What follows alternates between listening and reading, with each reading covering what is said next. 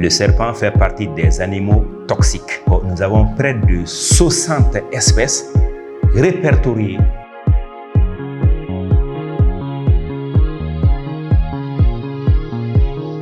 C'est un animal qui a des vertèbres. Vous voyez, par rapport effectivement à la pensée de tout le monde, il ne voit pas de pieds, il ne voit pas effectivement, comme on appelle, de sexe, ni rien du tout. C'est un serpent, vous voyez, c'est ce qu'on appelle les arthropodes, vous voyez. Donc, ils ont des pieds, mais qui ne sont pas visibles. Mais c'est à partir des ondulations, vous voyez, qui parviennent à se déplacer. Il y a plusieurs types de serpents au Mali, comme dans l'Afrique de l'Ouest. Surtout la bande sahélio-saharienne. Donc, nous avons près de 60 espèces répertoriées. Vous voyez, et il y a encore des espèces non répertoriées.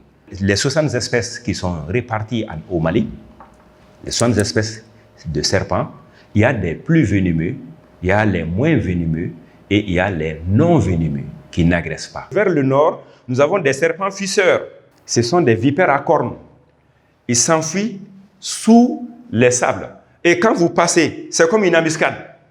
Vous ne savez pas, il sort effectivement et ça mord. Et ce sont des morsures très très virulentes et mortelles. Nous avons par exemple les typhlopidés qui sont répandus dans les régions du sud du Mali. Le serpent le plus dangereux, c'est le Naja catiensis, le Naja melanodica, le Bitis arietens, le Cerastes cerastes. Et le Naja catiensis, on appelle ça fonfonie. Pourquoi catiensis? Parce qu'il a été découvert à Kati, vers Diom, vous voyez, vers Negela et ainsi de suite, les zones rurales de Kati.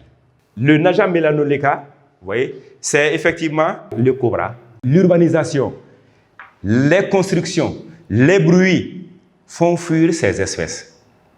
Vous voyez? Donc, on les trouve dans les grandes villes lorsqu'il y a des jardins publics qui ne sont pas nettoyés à tout moment, où il y a des mauvaises herbes. C'est une espèce assez crainte au Mali. C'est dans la mythologie, effectivement, que tous les serpents sont craints. Bien vrai que les morsures, c'est partout. Tant qu'il y a le serpent, il y aura des morsures. Parce qu'il ne mord pas par plaisir. Le serpent mord pour se défendre ou pour se nourrir. Vous voyez? C'est en chassant. Maintenant, la rencontre accidentelle avec l'espèce humaine, là, en ce moment, il croit que c'est un agresseur pour lui. Donc, pour se défendre, il mord, mais c'est pourquoi, très généralement, quand il mord, il fuit. La plupart des gens qui sont mordus, ils vont dire qu'ils ont vu le serpent en train de fuir. Il y a des morsures de serpent sans envenimation. Mais, puisqu'on l'a dit, je l'ai dit que c'est des animaux craintifs, une fois qu'il y a une morsure seulement, tout le monde a peur. Et les gens veulent le médicament spécifique, c'est-à-dire le sérum antivenimeux, sans savoir qu'il faut passer par des stades de gradation clinique et biologique pour savoir que c'est non, ce n'est pas une envenimation. Donc, on n'a pas besoin de sérum antivenimeux qui est très coûteux. Que ce soit en milieu urbain ou en milieu rural, le premier réflexe d'une victime de morsure de serpent, c'est d'aller voir un tradithérapeute. Ils vont venir avec des scarifications, des garrots, tout ça c'est contre-indiqué. Et si elle venait, ça complique les envenimations.